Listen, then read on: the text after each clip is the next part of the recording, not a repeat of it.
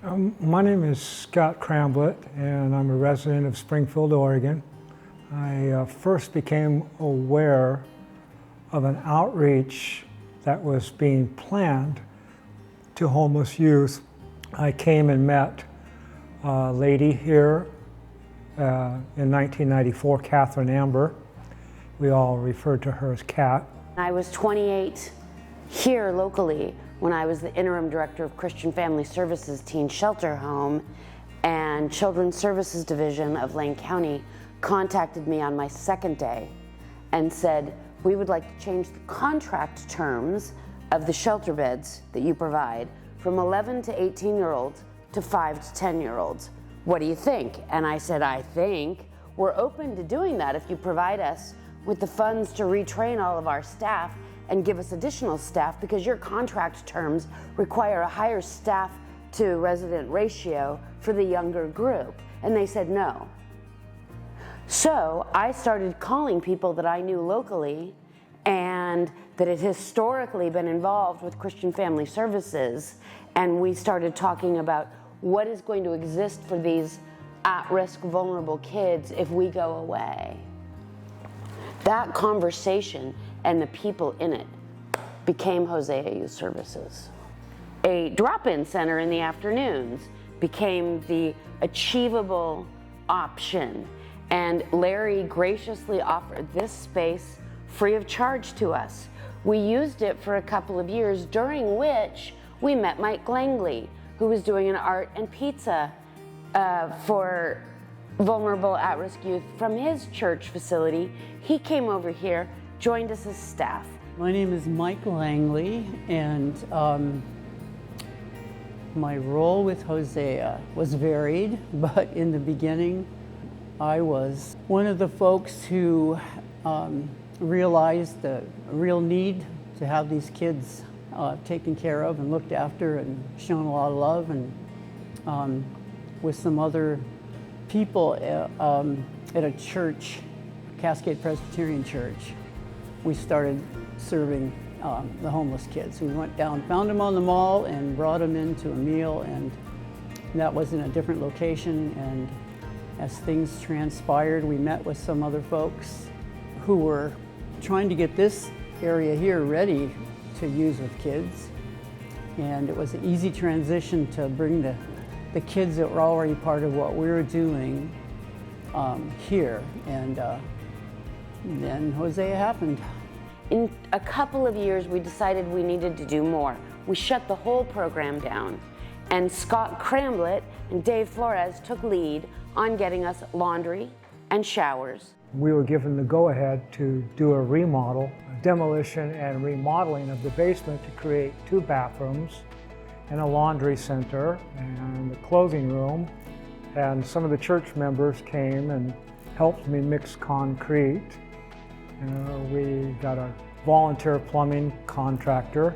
And at the time, I worked as the director of community family dinner kitchens, and a gentleman who'd been involved with a project in one of our kitchens, and I just love his name, Dennis Miracle. He was a welder. He came over and got this kitchen up to commercial standards, free of charge. We had volunteers from many different places, and some students. The willingness of some, which was NCC at the time, came and were willing to try on a brand new thing, which was sleeping kids here overnight. And until that time, that hadn't been happening at all. I mean, it was a brand new thing. And we called it No More Rainy Nights. And we just started with a few kids because it took a little while, but these students would come and they'd spend all night with me down here with the kids. I was just amazed that they would do that. It would have never happened if they hadn't done that. Yeah, my name is Ken Harvey. I made the mistake of volunteering for Hosea early on, and initially I was asked to coordinate a ministry called No More Rainy Nights, which was basically staying a different church every night, taking 8 or 10 guys from the drop-in center and going to a church, serving dinner, giving them some work to do, giving them task work, and then in the morning serving breakfast and telling them what church they go to the next night. It was a number of 7 different churches that volunteered their facility. So I finished that and was asked to consider the executive director role. And the reality was Hosea didn't have the finances to really pay for another person. God provided a person up in Portland who had been in a youth group I used to pastor, and he volunteered to provide my wife and I $30,000 to cover salary for a year.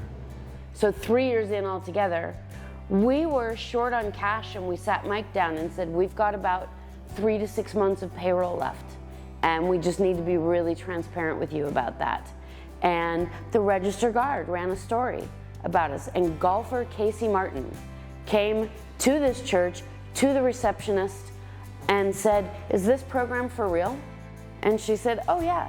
He showed up, it was close to Christmas, with Nike gear for all of the kids here, and his brother Cameron, who happens to be an investment specialist by trade, brought in some of his money folks, and we've never had to have that conversation with staff again. We were open 2 or 3 days a week, and we had about 50 kids at a time during the summer coming in. Kids that are homeless. In many cases, staying at home was more dangerous than being on the streets. You had the drug-addicted parents, and there was sexual abuse. We saw many of those kids. Probably half of our kids were fit into that group in those days. Our food came from Food for Lane County, and we never knew what we were going to get, but the shopping trip there determined what our meal was going to be that evening. We just knew 2 things. We wanted a faith-based option for young people who were at risk. We wanted kids to be kids and to know they were loved. Preach the gospel every day, if necessary, use words. We didn't want to use words, we wanted to use this. I have grown more as a follower of Jesus Christ from my association with the people who have come here to serve. As I reflect on 30 years, I recognize that it is God who has brought this into being. And through some challenges that we have had, He has kept it together going and growing.